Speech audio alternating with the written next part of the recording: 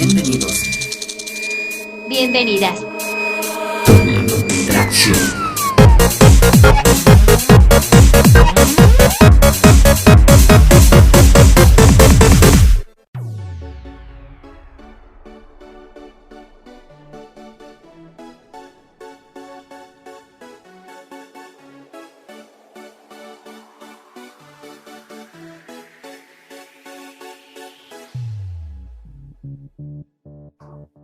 Estamos de vuelta, listos para entrarle con la doble tracción a el proceso electoral de las elecciones por el directorio de la Federación de Estudiantes de la Universidad de Costa Rica 2021 y los resultados que hubo. No tanto en términos de quién ganó y quién perdió, sino más bien el resultado que hubo en términos de participación estudiantil, que realmente el comportamiento histórico en estas elecciones ha sido que quien gana las elecciones siempre es el abstencionismo, justamente. Pero quizá esta vez reganó, porque solo hubo un 7,33% de participación en comparación, por ejemplo, a otros años como 2016, donde había habido hasta un 25% de participación. Igual, hace años tampoco es que estábamos volando, pero eran más que solo 7,33%. Para entrar a este tema nos acompañan personas de las distintas tendencias, representantes de las distintas tendencias que vivieron este proceso electoral. Nosotros también invitamos al Tribunal Electoral Estudiantil Universitario desde hace varios meses a dar una entrevista al respecto. Sin embargo, a la fecha el tribunal ha omitido dar una entrevista sobre este tema. Entonces, ¿qué mejor manera de abordarlo que desde las personas que lo vivieron? Y con suerte tal vez esto sirva de motivación al Tribunal Electoral Estudiantil Universitario a dar su perspectiva sobre lo que pasó, pues es el órgano competente sobre el proceso. Nos acompañan entonces Daniela Martínez, quien fue la jefa de campaña del Partido Alternativa. Daniela, ¿qué tal? Hola Ernesto y a Karina y a Pablo, ¿cómo están? Mi nombre es Daniela, soy estudiante de Ciencias Políticas y como ya Ernesto comentó, estoy aquí en representación del Partido Político Alternativo. Perfecto, ahí Daniela se puso de co-conductora y ya me presentó a los siguientes invitadas. También tenemos a Karina Fallas, quien fue la jefa de campaña del partido U Factorial, que llegó al directorio federativo a través de este último proceso electoral. Karina también es estudiante de Ciencias Políticas. ¿Qué tal? Hola, ¿cómo están? Espero que estén súper bien. Bueno, igual, hola Daniela y a Pablo, y a Ernesto, por invitarnos a este espacio. Realmente es muy bonito. Yo también soy estudiante de Ciencias Políticas y sí, yo fui la jefa de campaña y fue toda una experiencia que creo que Daniela en este caso compartimos, que para la carrera este espacio es de mucho aprendizaje y crecimiento. De acuerdo, y la otra persona que nos acompaña representa al partido Organizate. Él estuvo en papeleta como candidato a la vicepresidencia del directorio FEOR. No es de Ciencias Políticas, sino que es estudiante de Antropología, y nos acompaña Pablo Jiménez. Pablo, ¿qué tal? Hola, ¿cómo están? Compañeras, Ernesto. Pues sí, unas elecciones bastante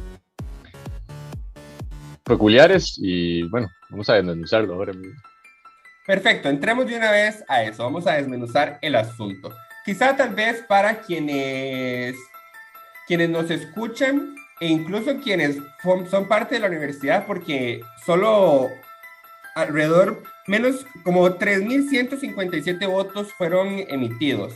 Eso quiere decir que miles de estudiantes no ejercieron su derecho al voto. O sea que incluso puede ser que es muy probable que muchos de estos estudiantes y muchas de estos estudiantes ni siquiera supieron de cómo era el proceso.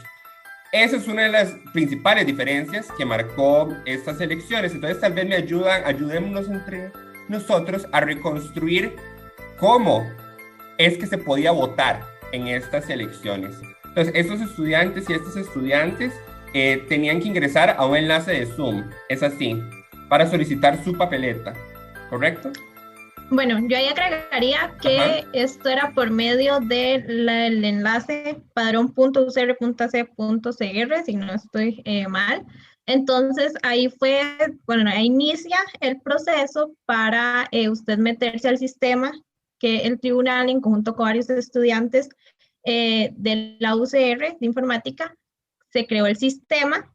Entonces, por medio de su JURBE, que es como se llama la plataforma, usted podía emitir su voto. Entonces usted se metía a este enlace, colocaba su número de carnet, le daba a entrar, lo enviaba, o sea, le daba como la opción de poder entrar a la reunión de Zoom, donde se encontraba, donde se daba la simulación de una junta receptora de votos para poder, entonces se encontraba el delegado, las personas fiscales y la persona votante. Entonces, en ese espacio, usted mostraba su identificación, lo incorporaban o lo buscaban en el padrón en ese momento, entonces ahí usted ya daba su correo electrónico, preferiblemente el que usted utilizaba con mayor facilidad, y alrededor de 1 minuto, 2, bueno, durante el proceso hubieron varias complicaciones con eso, pero fue como cosa de, y usted ya después podía emitir el voto. El hecho de que usted tenía la papeleta, la podía rayar, podía escribir sobre ella lo que quisiera y enviaba el voto. Entonces emitía ese voto Ok. y ahí ya era como se contaba. Ok, ahora, ¿qué dificultades encontraron ustedes o cómo consideran que es ese proceso en específico, ¿verdad? Porque tiene otras aristas, ¿verdad? Todo el proceso. Podríamos hablar de la parte de la comunicación y el reto que eso implicó para las tendencias, ¿verdad? La parte de la organización estudiantil, cuando las personas están ahora estaban todas en sus casas, ¿verdad? Etcétera. Pero concretamente esta parte de cómo se virtualizó el proceso concreto de votación, ¿qué debilidades encontraron ustedes en ese proceso y cómo consideran que impactó en la participación estudiantil? Tal vez empecemos con Pablo. Claro, precisamente a eso, desde Organizate, al principio de las elecciones, señalamos que estas eran unas, como les decía, atípicas, pero también muy antidemocráticas, porque precisamente por este proceso de virtualización, sí, entendemos que estamos en una coyuntura pandemia, sin embargo, la virtualización no le cae bien a todos o a todos, porque no todos tenemos los mismos accesos a herramientas tecnológicas o a banda ancha.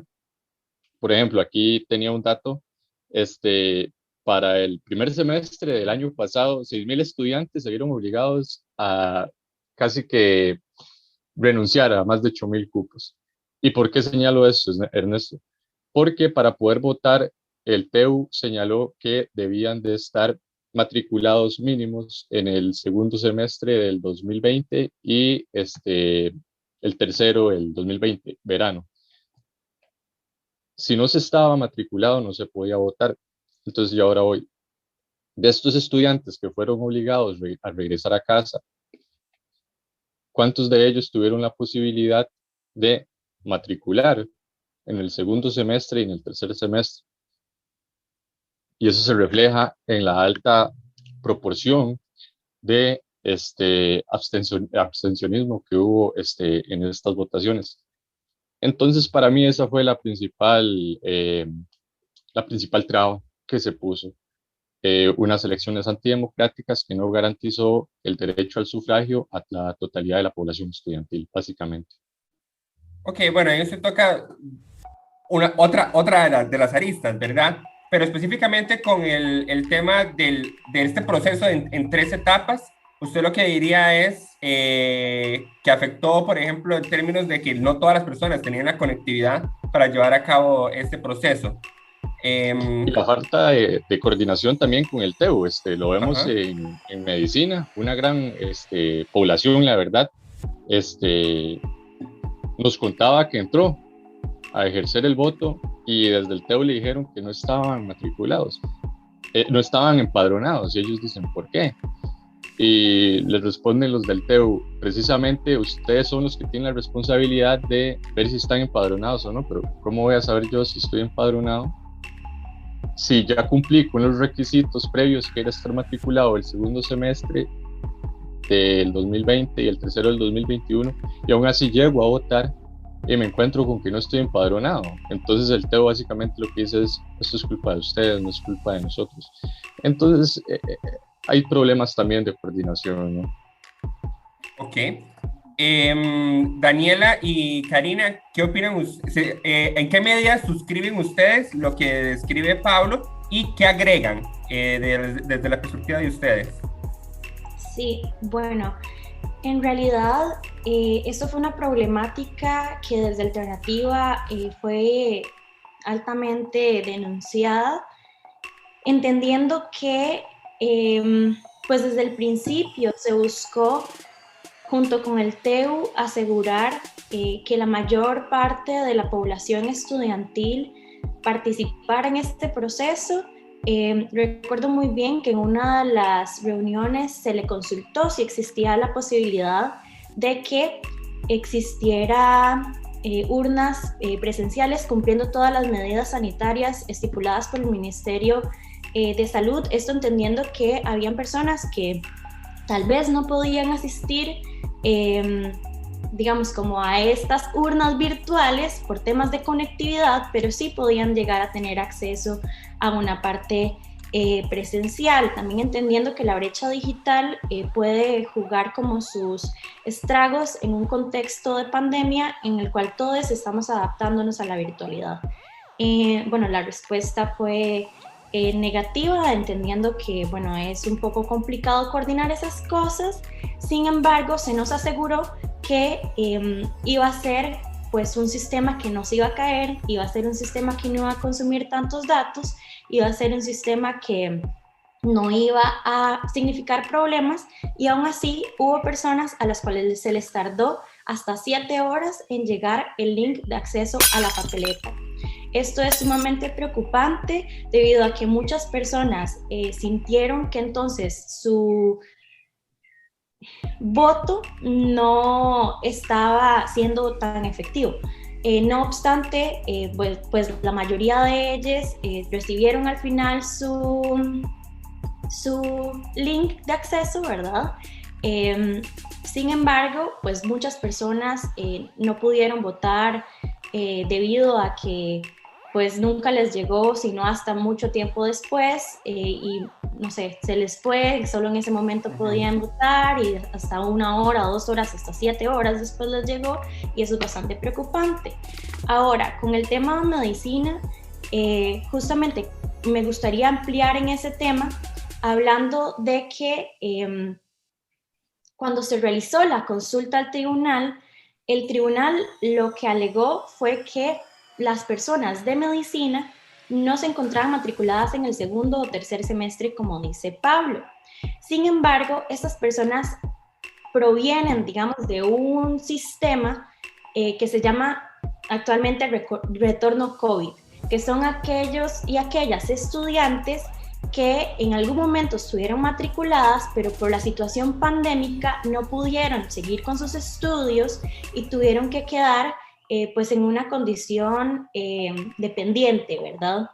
Entonces, en ese momento estaban retornando sus funciones como estudiantes, por lo cual sí eran estudiantes activos en el momento de las elecciones. Sin embargo, no fueron tomados y tomadas en consideración, y es una cantidad pues enorme de estudiantes que no pudieron participar en este proceso electoral. Son, si no me equivoco, 2 o 3 generaciones que estaban en condición de retorno COVID.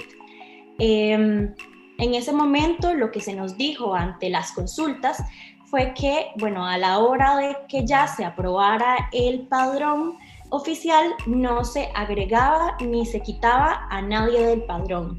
Sin embargo, esto pues puede llegar a ser, por supuesto, que una cosa que nos puede poner a pensar muchísimo, ya que la idea debería ser asegurar la participación de la mayor cantidad de personas posibles, y además entendiendo que estas personas sí estaban siendo estudiantes activos y activas en el momento.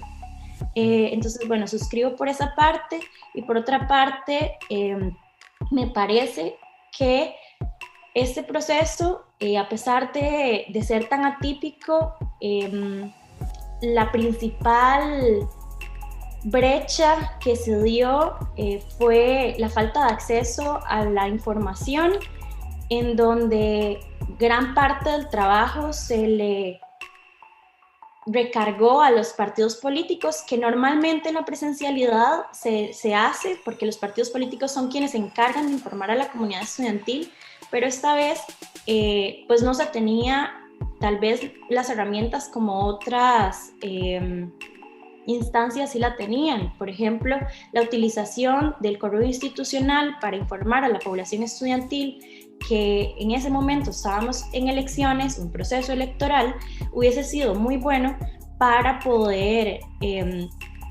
digamos,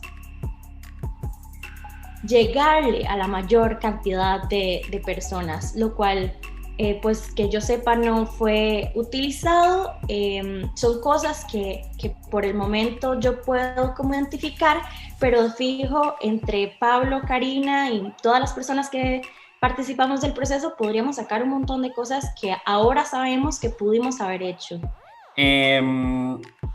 Y bueno, planteas también una cuestión de esta debilidad en la parte de comunicación o el reto que implicó en comunicación y que no se utilizó, por ejemplo, el correo institucional. Yo vi que en las redes sociales del tribunal un estudiante planteó también esa inquietud y la respuesta del tribunal fue que es que esa información no la iba a dar registro, ¿verdad? O sea, que no iba a prestar esa base de datos para hacerla. Ahí la pregunta que yo tengo para el tribunal es si solicitó el apoyo de registro, ¿verdad? Mi olfato periodístico dice una cosa, pero eso está en verificación, así que se los comentaré luego. Karina, en tu caso, ¿en qué medida suscribís lo que plantean Daniel y lo que plantea Pablo? Sí, bueno, creo que aquí yo comparto el punto de la falta de información. Creo que esto es fundamental. Muchas personas con las cuales yo conversaba era como, estamos en elecciones federativas, y uno era como, sí, sí estamos en elecciones federativas. Realmente muy pocas personas conocían del proceso, conocían que estábamos escogiendo a nuestros representantes estudiantiles en diversos espacios. Entonces, desde los partidos, como decía Daniela, realmente fue una labor en la cual tuvimos que estar en constante comunicación con las personas, diciéndoles, bueno, es que está este proceso, es de esta forma, va así, usted tiene que ir a meterse a este enlace. Realmente fue una labor en la cual teníamos que combinar lo que tal vez se hacía en la presencialidad, pero pasándolo un poco a la virtualidad, yendo más allá. Porque aquí también juega el tema que estábamos conversando, el de la conectividad, que no todas las personas tienen acceso a una conexión estable. ¿Qué sucede aquí? Que tal vez yo recibo mensajes de WhatsApp y son tantos que se me pasa la información de que estamos en elecciones federativas, o bien para los debates, que simplemente se compartía, pero hasta ahí llegaba. Entonces, esta era una labor en la cual tanto los partidos como también el tribunal, como diferentes personas que les gusta este proceso, porque al final, desde una perspectiva, se puede ver que las personas que participaron fueron las personas que los partidos llevamos y que realmente les interesa este proceso electoral. Entonces, por esta parte, es como lo que yo agregaría a esto, y siento que algo fundamental aquí de mencionar es el hecho de la falta de ese contacto humano que nos hace falta en la virtualidad. En este caso, como decía al principio, en 2016 hablábamos de un 25% de participación estudiantil. Para 2019 hablábamos de un 17%. Eso implica que pasaron de 9,000 más o menos votos a 7,200 votos. Y ya este año, lo último fue 7,33%, que eran como 3,000 votos. O sea, vemos una caída estrepitosa de la participación estudiantil.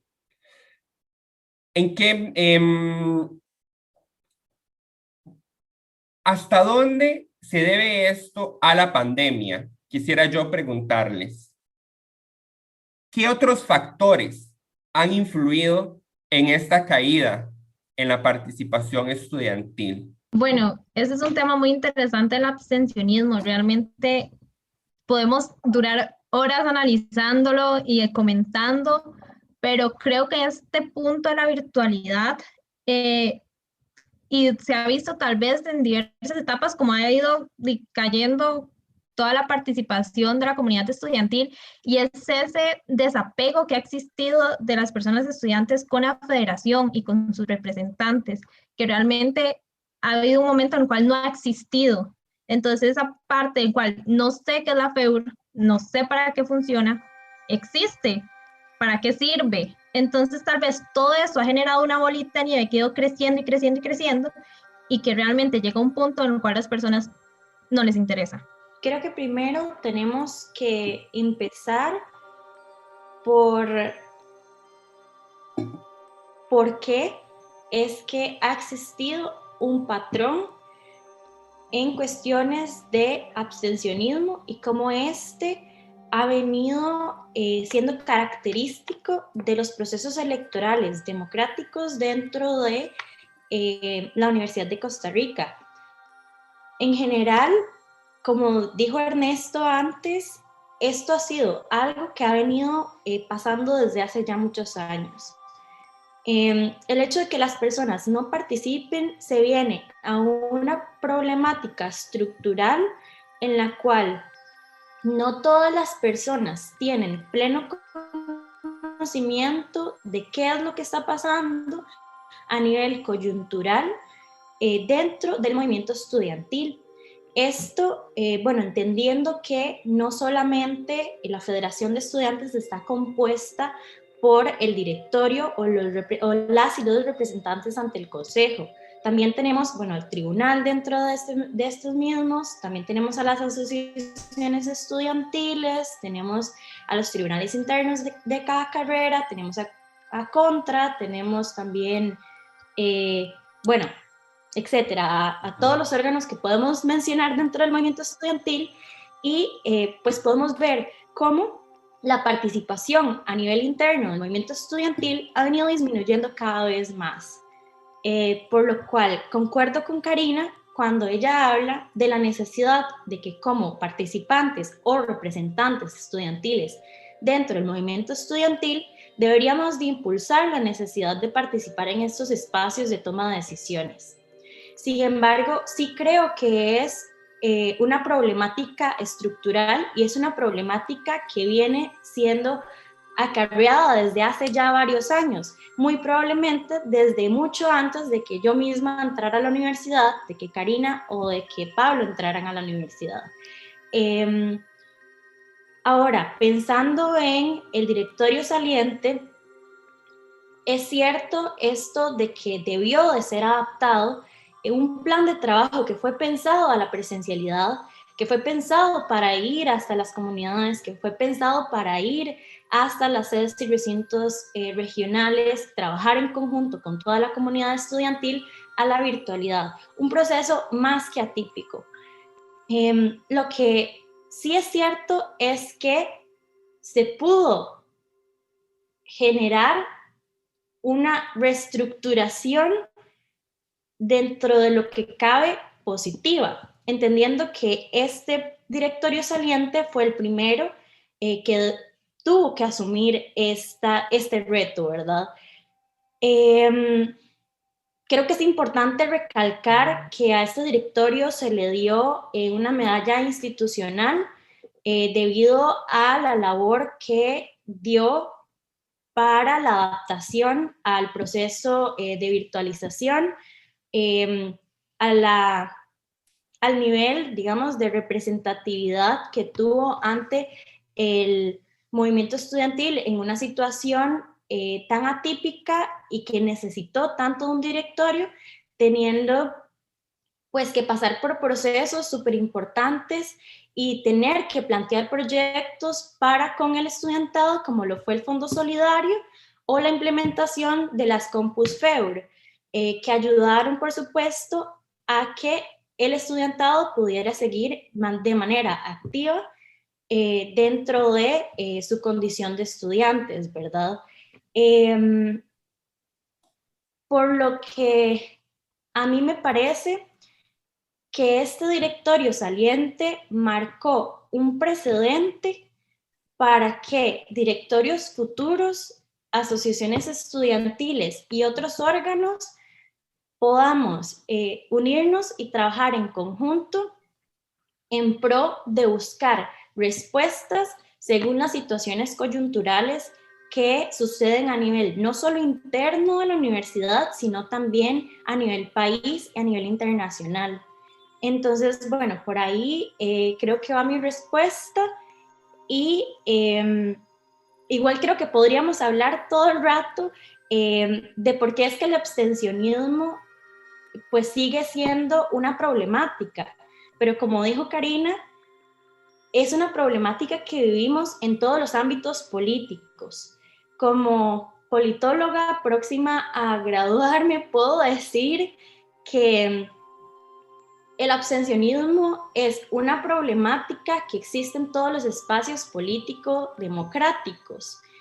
La razón de ser del abstencionismo viene de una problemática de la falta de interés y participación dentro de las comunidades votantes.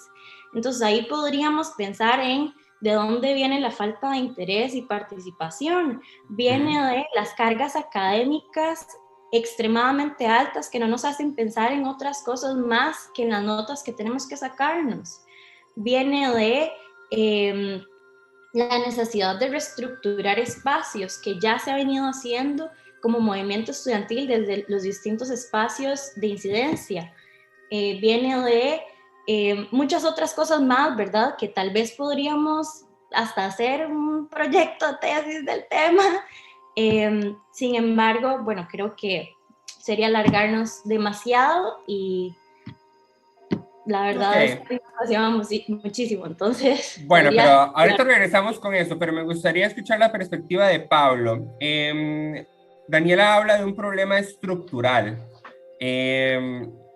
Digamos, a mí me parece también importante poner en perspectiva que si bien el abstencionismo es una lucha en todos los procesos políticos, el abstencionismo en el movimiento estudiantil es garrafal, ¿verdad? O sea, porque a nivel en elecciones presidenciales, legislativas, Costa Rica maneja una participación de más del 70%, ¿verdad?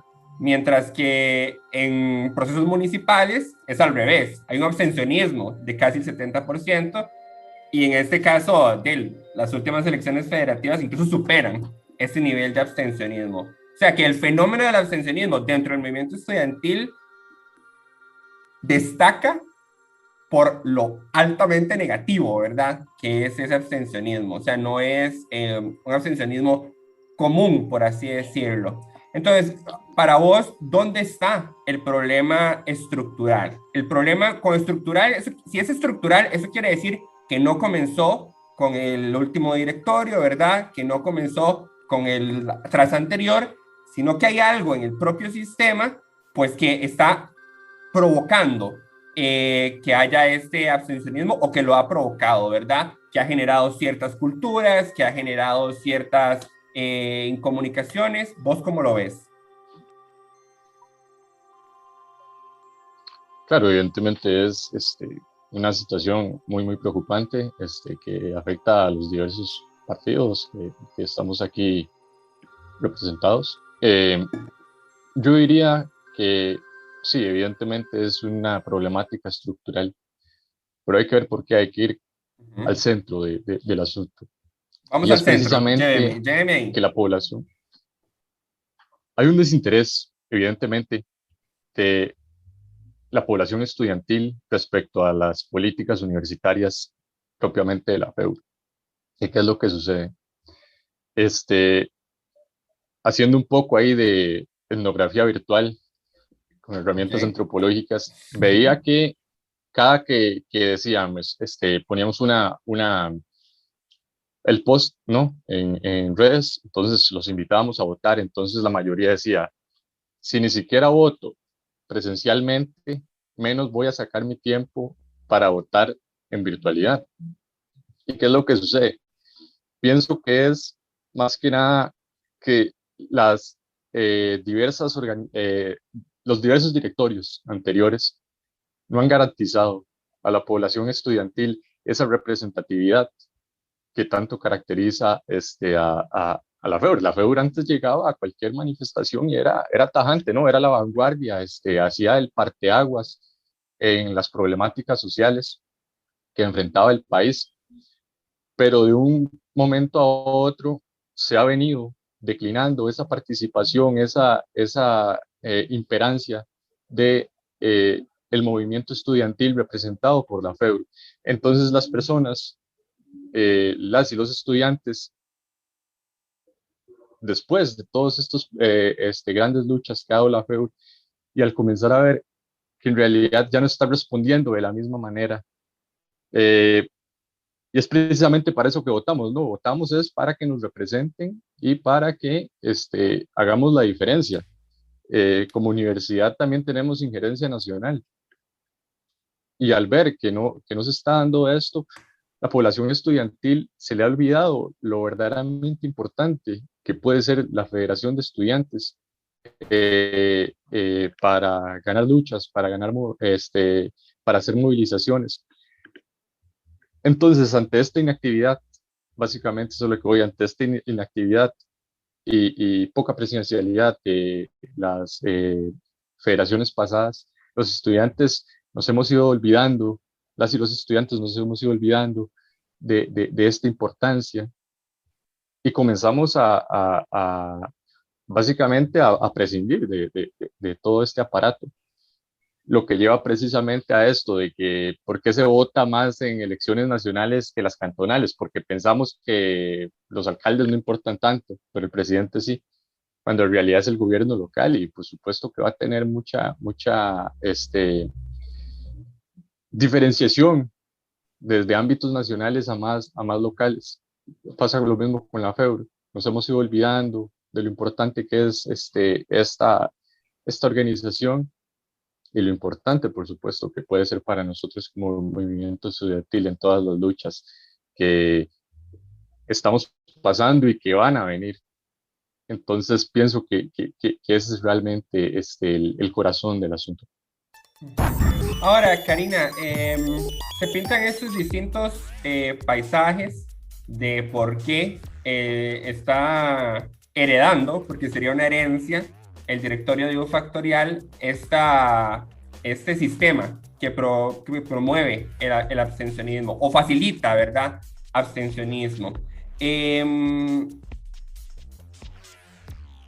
ha aprendido hasta el momento o qué aprendió, digamos, U Factorial del proceso de cara a este año que empiezan, ¿verdad? Como administración para empezar a paliar o a administrar, ¿verdad?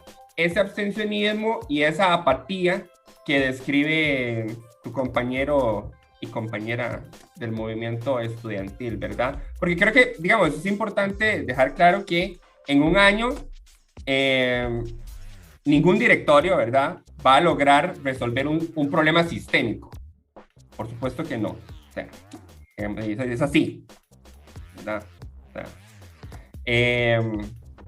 sin embargo, puede empezar, o bueno, se esperaría que dé pasos a resolver ese problema sistémico y que también tome acciones para poder navegarlo, ¿verdad? O sea, poder trabajar a pesar de esa apatía y a pesar de ese abstencionismo. ¿Dónde están esos aprendizajes, esas líneas de trabajo pensadas en adaptarse a ese contexto? Bueno, creo que esto es algo que una lucha constante de todos los directorios que llegan a la federación. Miren, tratar de disminuir este abstencionismo que estamos hablando y esta falta de arraigo con lo que son sus representantes. Puedo hablar desde la campaña, si más no desde las personas electas para el directorio que ya están en función, pero sí es una línea marcada en la cual queremos trabajar en conjunto con el estudiantado.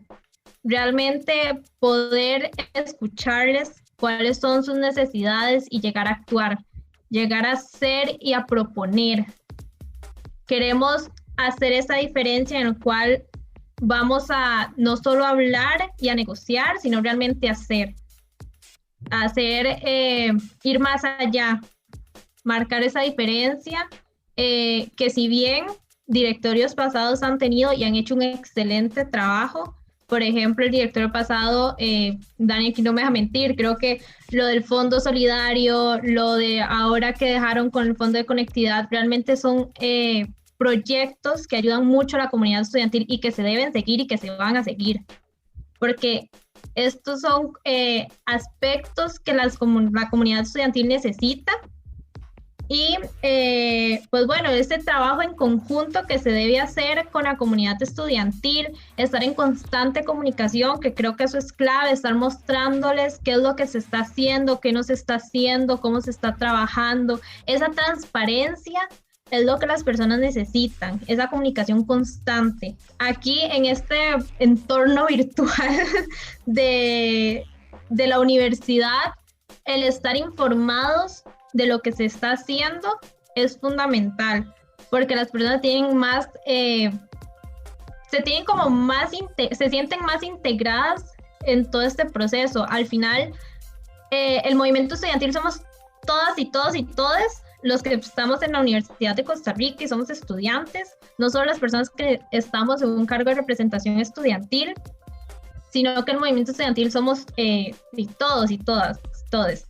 Esto es clave para poder entender que un trabajo en conjunto es fundamental, con una comunicación horizontal, donde todos podamos opinar, sin importar que no voy a opinar porque simplemente yo soy estudiante y si llego y le digo a la presidenta no me va a tomar en cuenta. No, porque usted es estudiante y usted está buscando que le solucionen una necesidad. Entonces, desde el directorio lo que queremos es eso, realmente poder estar en constante comunicación con las personas estudiantes. Pero ¿y cómo van a estar en constante comunicación cuando más bien la incomunicación se ha acrecentado producto de la pandemia? Sí, claro, por ejemplo, obviamente yo sé, bueno, fue notorio el golpe que sufrió la organización estudiantil el año pasado, porque la gente en principio no debe salir a las calles, ¿verdad? No debe aglomerarse, no debe estar en masa frente a la Asamblea Legislativa, ¿verdad? Eso es un ejemplo concreto de un golpe de donde se veían 4 gatos en las manifestaciones, ¿verdad? O sea, en comparación a otras manifestaciones donde en contextos prepandemia se lograba, todavía podríamos cuestionar el alcance de la organización en esos momentos, pero se lograba aglomerar muchísimas más personas, ¿verdad? Ahorita todavía y eso es un ejemplo, pero hay otros ejemplos de incomunicación, ¿verdad? Donde, yo soy comunicador, el alcance orgánico de un posteo es de 1 de cada 100. Entonces, a menos que se saquen una mina de oro para pagarle a Mark Zuckerberg para que le circule todo como locos, pues hay un reto, ¿verdad? Importante de mantener conversaciones, comillas, virtuales con esos. Entonces, ¿cómo ven ustedes la parte de mantener una mejor comunicación en un contexto donde más bien las comunicaciones se han deteriorado? O sea, yo incluso me pongo a pensar, entre compañeros y compañeras de clases, estamos menos comunicados ahorita, porque antes habían intercambios paralelos a lo que estaba pasando frente a uno con el docente o la docente, y ahorita pues no es tan fácil, ¿verdad?, hacer eso. Sí, no, y ahí va el punto que te decía anteriormente, de ese contacto humano que la virtualidad nos ha ido quitando, ese poder hablar persona a persona y tal vez irnos a sentar en alguna parte de la universidad.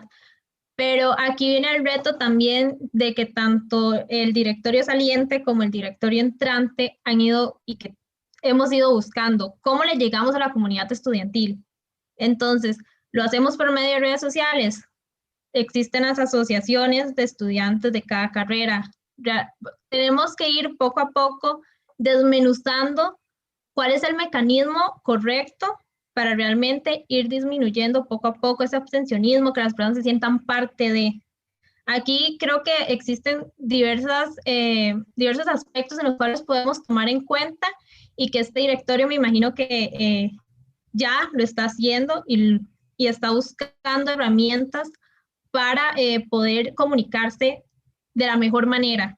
Si bien es todo un reto porque están asumiendo completamente la virtualidad, en cambio el directorio saliente tuvo que ver ese reto más que nosotros porque ellos tuvieron que hacer ese cambio así de golpe, pero tal vez aquí nosotros podemos de cierta forma ir viendo que ya conocemos y tenemos como un contexto de cuál va a ser la manera o cómo puede ser la manera, pero siempre es un constante aprendizaje. Creo que aquí es un constante aprendizaje de qué podemos hacer, qué no podemos hacer, pero hay que tener claros que es una administración de 8 meses y que aquí la comunicación y buscar el canal correcto para no quitarle esa esencia del movimiento estudiantil es clave. Bueno, ahí estaremos pendientes de cómo sus compañeras y compañeros en el directorio asumen ese reto. Para ir cerrando, me gustaría preguntarles, todo puede pasar, asumamos que llega un nuevo proceso electoral federativo, ¿cuáles son los 2 cambios que ustedes de fijo, con base en lo que aprendieron de este último proceso, consideran que se deben hacer al proceso electoral? Y que se puedan hacer, ¿verdad? O sea, no me digan, que todo sea presencial. Y, bueno, pero ¿dónde están las restricciones sanitarias, verdad? O sea, ¿me entiendes? O sea, ¿cuáles son esos dos cambios que ustedes dicen, no, ya, con base en lo que aprendimos, estas 2 cosas o sea, todo lo demás podemos hablar, pero estas 2 cosas hay que cambiarlas sí o sí. ¿Cuáles serían esas 2? Daniela. Claro, bueno, creo que esto es muy importante porque estamos prontos y prontas a un posible próximo proceso electoral, entendiendo, como dijo Karina, que este directorio dura tan solo 8 meses. Creo que principalmente en caso de ser necesaria una elección virtual, que es muy probable, la lectura que yo puedo hacer en este momento, haría una plataforma más accesible. ¿Por qué más accesible? Empezando por los temas de conectividad que ya comentamos y siguiendo también por hechos importantes que no comentamos al principio, como el aspecto de que hubo personas con discapacidad visual que no pudieron votar de manera efectiva, sino hasta el momento en el que se le hizo una queja al tribunal y este mismo tuvo que pues contactarles para que pudieran votar de manera asistida. Sin embargo, no sabemos, o sea, tenemos la denuncia de 2 de estos estudiantes, sin embargo, no sabemos si hubo muchas más personas que pues no pudieron votar por temas de que la plataforma no fue 100% accesible. Okay. Por lo cual creo que principalmente el primer cambio sería que sea una plataforma con menos pasos que llevar para que sea mucho más sencillo para las personas votar, que no tarde tanto en llegar un link, que no haya que ingresar ojalá a una sesión de Zoom y primero, o sea, todos los pasos que ya dijimos, primero entrar a padrón.ac.cr, ¿verdad? Y después al link de Zoom y después al esperar el link de la papeleta, etcétera, porque eso fue una traba importante que muchas personas no quisieron pues seguir, entendiendo que no tenían tanto tiempo para votar y que bueno, en cuestiones de virtualidad siempre esperamos que los procesos sean como más rápidos. Creo que ese cambio lo haría de ser posible. Y en temas de accesibilidad y pues en aras de disminuir la brecha de desigualdad, creo que haría ese cambio. Y después creo que podría mencionar varios más, pero estoy segura que mis compañeros acá presentes lo van a hacer, entonces... De acuerdo, bueno. Vamos a ver si lo hacen. Compañeros, Pablo, ¿cuáles son dos cambios que usted haría? Sí o sí. Claro, desde Organizarte siempre nos hemos tratado de mantener en esta línea, ¿no? El voto universal en igualdad de condiciones. Entonces, básicamente, pediríamos dos cambios, que son los requisitos. Este requisito de haber estado matriculado mínimo en el semestre anterior o antes de ese, que se cambie. Evidentemente, hay muchos y muchas estudiantes que no pudieron matricular precisamente por toda esta brecha tecnológica. Segundo, que se garantice de igual manera el voto a toda la población indiferentemente, porque los más afectados en este asunto de la virtualidad siempre son los más pobres. Hay 2.300 becados que están en condición de pobreza extrema. ¿Qué quiere decir esto? Que ni siquiera se les garantiza la conexión a Internet. Entonces, para que estas personas puedan votar, y es que todo está relacionado, para que a estas personas se les garantice el voto universal, es menester que se le garantice de igual manera una beca de acuerdo a sus condiciones. Evidentemente, con todos estos procesos de recortes que se han venido dando, no se les ha mantenido tal vez los montos que se les debería de garantizar precisamente para una correcta movilización en el ciberespacio, por decirlo así. Entonces, básicamente serían esos dos, que se cambien los requisitos de matrícula y que se garantice el voto de acuerdo a la condición socioeconómica de cada persona, básicamente. Pero entonces, si no es que hayan matriculado en el semestre anterior, ¿cuál sería su requisito? Que todavía estén activos en el padrón. Que todavía sí. sean estudiantes de la UCR. Evidentemente, tampoco nos vamos a ir desde O sea, porque por ejemplo, 1970. hasta donde yo tengo entendido, si yo dejo de matricular, permanezco como estudiante activo, o sea, de que todavía tengo acceso a matrícula, etcétera, durante 2 semestres más. O sea, usted diría que esos Claro, estudiantes pueden votar. Sí, exactamente, porque las condiciones de virtualidad y de accesibilidad no se han garantizado. Entonces, hay estudiantes que simplemente tuvieron que detenerse durante un año inclusive. Entonces, a esos también se le debe de garantizar el voto. Ok, y lo otro, usted entonces diría que el tribunal debería implementar algunas tácticas específicas para garantizar el voto a las poblaciones que, por ejemplo, están en pobreza extrema y que claramente Claro que no sí. tienen la virtualidad aquí en la mano para votar y esperar un link durante 7 horas, hasta 7 horas, etcétera.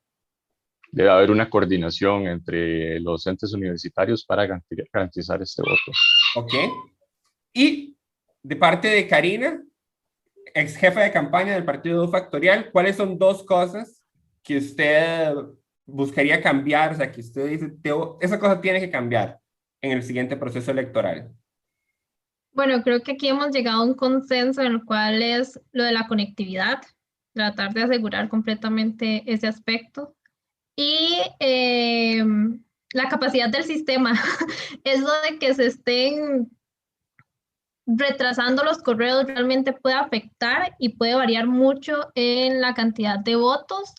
Y por último, creo que agregaría lo de la información, realmente, darle una divulgación a todo el proceso electoral o que se va a venir, por ejemplo, si es dentro de 5 meses, entonces comenzar tal vez como un mes antes a informar a la comunidad estudiantil, bueno, se avecina un proceso, se tiene que hacer esto, qué representa realmente este proceso electoral. Entonces, una campaña informativa en la cual la comunidad estudiantil se pueda dar cuenta de lo que está pasando, que no simplemente se dé cuenta el mismo día de las votaciones porque alguien le dijo, hey, ¿quieres ir a votar? Entonces creo que eso es como fundamental. ¿Ustedes consideran que esa campaña informativa no se dio en estas últimas elecciones? Muy poca. Y si se dio fue así muy, muy poca, tal vez. Daniela, así concretamente. No se dio de la manera adecuada. Pablo. Bueno, ni siquiera habían alumnos con internet, entonces, bueno. Ok, y para cerrar, juguemos a que somos profes. Del 1 al 10, bueno, no, del 0, porque aquí se puede sacar un 0. Del 0 al 10, ¿cómo calificarían ustedes el papel del Tribunal Electoral Estudiantil Universitario durante estas últimas elecciones? Si se saca para arriba, para abajo de 7, es que se quedaron.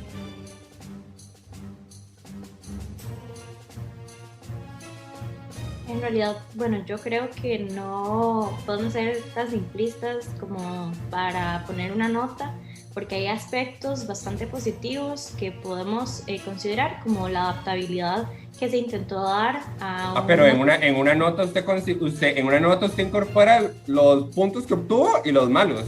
Si usted considera que obtuvo más puntos positivos, pues le pone para arriba de 70. A eso voy.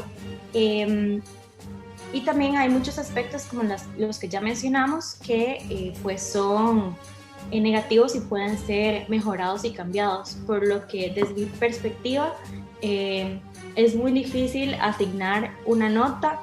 Sin embargo, si me pidieran cómo lo está haciendo usted en este momento, creo que la nota no iría solo para el tribunal, sino para el proceso en general, incluyendo a los partidos políticos, incluyendo a la comunidad estudiantil, incluyendo al tribunal, asociaciones estudiantiles, etc.